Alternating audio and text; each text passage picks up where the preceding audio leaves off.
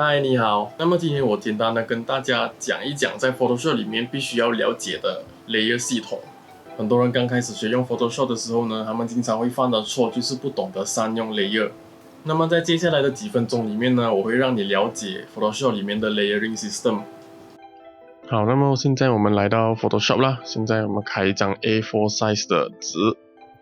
好，那么我们现在来到Photoshop 这个界面哦，然后你可以看到右边这边有一个 Layers 的 panel， 然后这里就是我们今天要讨论的 Layer 咯。所以现在你可以看到我现在只有一个 background， 然后是上锁的。通常我们没有在这里做画还是做 editing 的啦，所以我们通常是来这里add new layers create new layers， 你按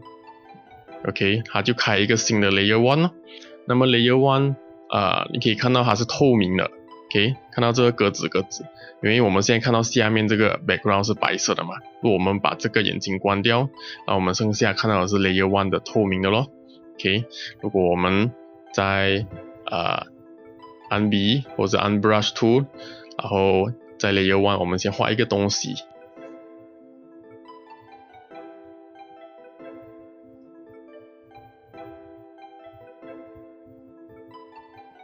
OK， 我就画一个水果，一个类似苹果的东西。OK， 现在我们按 V 来去移动它的时候，看到它是可以毫无限制的去移动它的咯。OK， 如果你开掉这个 background 白色，你选了这个 Layer 1的 Layer， 你还是可以移动它咯。OK， 那么现在我们开了另一个 Layer Create New Layer， 我们这次我们用红色 OK， 一样用 Brush Tool， 然后这次我就涂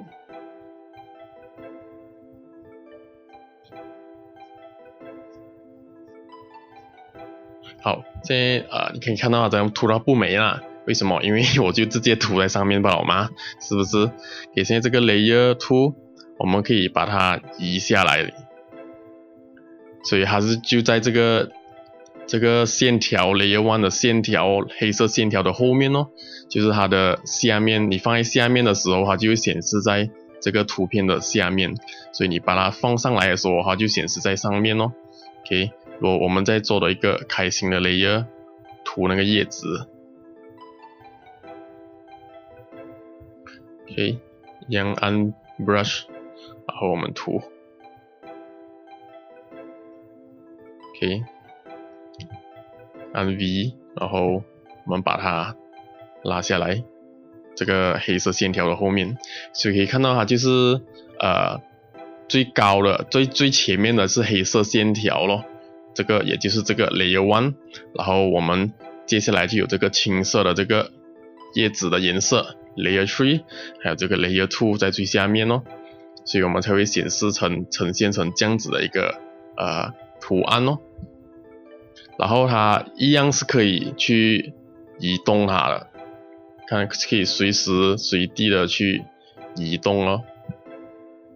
这个也是哦。那么我们放回去 Ctrl Z Zoom 回，然后一样哦，然后你就这样就方便我们去 edit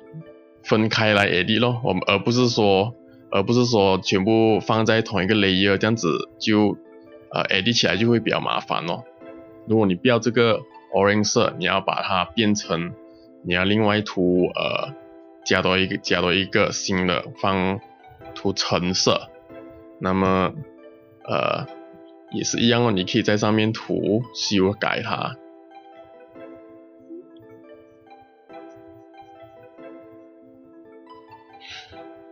一样咯，所以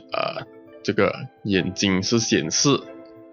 那么这个我们关掉，我们开 orange 色，它就变成一个orange 咯，这个水果。